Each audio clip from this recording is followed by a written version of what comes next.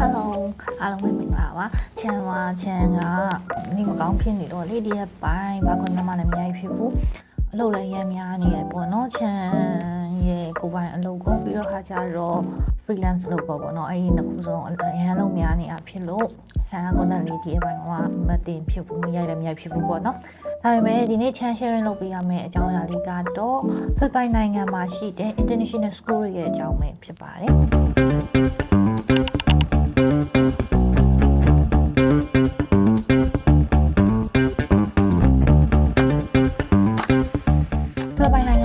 international school တွေကဆိုလို့ရှိရင်ပေါ့နော် American တင်ယူ plus IB diploma ရှိတယ်လို့ပြီးတော့ခါကြတော့ British နဲ့ IB လည်းရှိပါတယ်ပြီးရင် bilingual school တွေလည်းရှိရပေါ့နော်မြန်မာ student မြန်မာကကျောင်းသားတော်များများဆိုလို့ရှိရင်ပေါ့နော်မြန်မာနိုင်ငံမှာဆိုလို့ရှိရင်လည်းပေါ့နော်တချို့မိဘတွေက international school ထားကြတယ်အခုကမြန်မာနိုင်ငံမှာတိတ်ပြီးတော့နေလို့ပေါ့နော်နေရတာနေစိတ်ကြီးလာတာဖြစ်တဲ့အတွက်ကြောင့်ကိုတခြားတော့ facility တွေက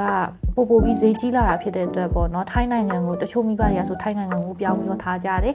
အဲ့တော့ချန်ကဒီမှာပြောပြချင်တာကဖိလစ်ပိုင်နိုင်ငံရဲ့ပညာရေးရောဘယ်လိုရှိလဲဆိုတာကိုပြောပြချင်တာပါဖိလစ်ပိုင်နိုင်ငံမှာဆိုလို့ရှိရင်တော့သူက grade 12ပြီးလို့ရှိမှ IB diploma ယူပဲပေါ့နော်အဲ့တော့ခါကြတော့ဒီကချန် sharing လုပ်ပေးချင်တာတော့ international school တွေရဲ့ school fees တွေပေါ့နော်ဖိလစ်ပိုင်နိုင်ငံမှာဆိုလို့ရှိရင် the best international school ကထိပ်တန်း3ခုဆိုလို့ရှိရင်School of Manila, the International School of Manila, Chinese International School of Manila, British International School of Manila ပေါ့နော်ဒီရဲ့ not at Lia ဆိုလို့ရှိရင်တော့မြန်မာနိုင်ငံကကျောင်းသားမိဘတွေနဲ့လည်းမစိမ့်ကြပါဘူးเนาะမြန်မာနိုင်ငံမှာဟိုတလောကတွေ့လိုက်တာအကြောင်းတစ်နှစ်ကိုတိမ်ပေါင်း1000နီးပါးလောက်သုံးရတယ်လို့ပြောလို့ပေါ့เนาะချန်ဒီမှာတချို့ international school တွေပေါ့เนาะဖိလစ်ပိုင်နိုင်ငံရဲ့ international school အကြောင်းကိုနည်းနည်းလေး sharing လုပ်ပေးချင်ပါတယ်ဖိလစ်ပိုင်နိုင်ငံရဲ့ international school တွေအပြင်သူကဘာတွေရှိတယ်လဲဆိုတော့ private school and public school ဆိုပြီးတော့မှလည်းရှိပါတယ်private school อ่ะဆိုလို့ရှိရင်เนาะ bilingual ပေါ့เนาะပြောမယ်ဆို Filipino နဲ့Tagalog Filipino ဆိုတာကတော့Tagalog ပြောတာပေါ့เนาะTagalog နဲ့ English နဲ့ကိုပူးတွဲပြီးတော့မှတင်တဲ့အကြောင်းတွေကိုပြောတာပါပြီးတော့ခါကြတော့ public school ကတော့Tagalog လို့တင်တာများတယ်ဒါပေမဲ့လေ Philippines နိုင်ငံကဆရာဆရာမတွေကဆိုလို့ရှိရင် English အရင်ကောင်းပါတယ်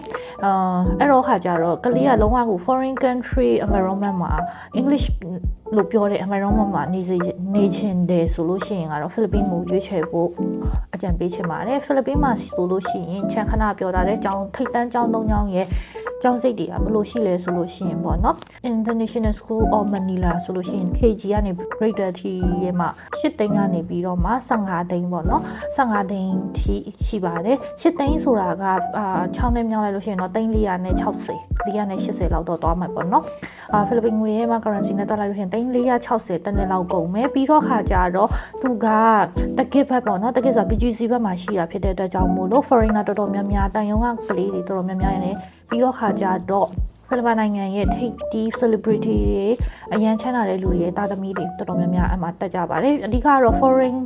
ကပေါ့နော်ပြောမယ်ဆိုတန်ယုံမှာလှုပ်လို့တဲ့လူတွေတော်တော်များများရဲ့ကလေးတွေကတော့ဒီ International School of Manila မှာတက်ကြပါတယ်အကုန်လုံးကြီးပဲလို့တော့ဆိုလိုတာမဟုတ်ပါဘူးတချို့ကကြတော့လေသူတို့ရဲ့အိမ်နဲ့နီးစပ်ရာအကြောင်းတွေမှာထားကြတာများပါတယ်အဲ့တော့ခါကြတော့ဒီမှာဆိုလို့ရှိရင်သူကတက်ကမှာရှိတယ်အဲ့ Not Clear ဆိုလို့ရှိရင်တော့ Pranya ကမှာရှိတယ်သူက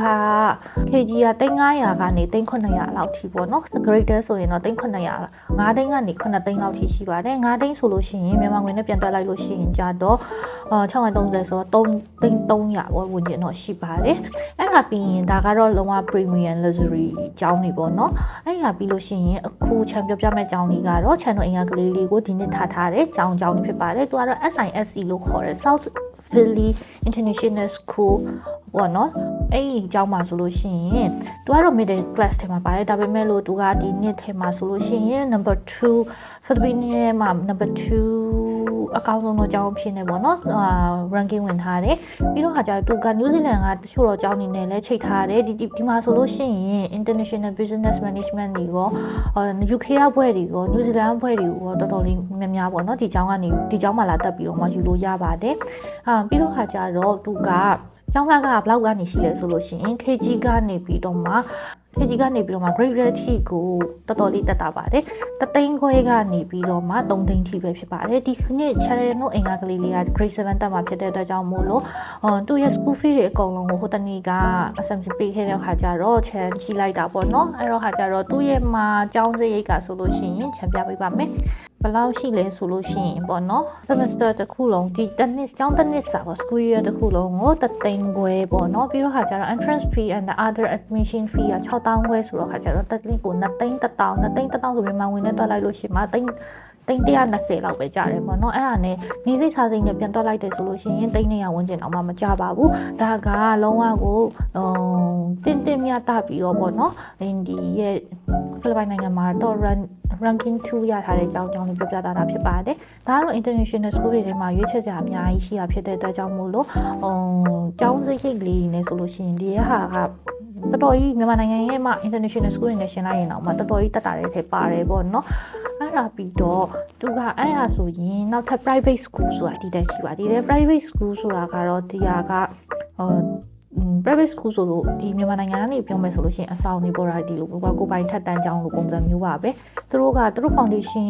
ကနေပြောမှတချို့ဆိုလို့ရှိရင် Christian Foundation တို့ဘာလို့ကနေဖွင့်ထားတဲ့ကျောင်းရှိရပေါ့နော်အရင်နှစ်ကဆိုလို့ရှိရင် Christian British မခါဒီခုမှရှိတဲ့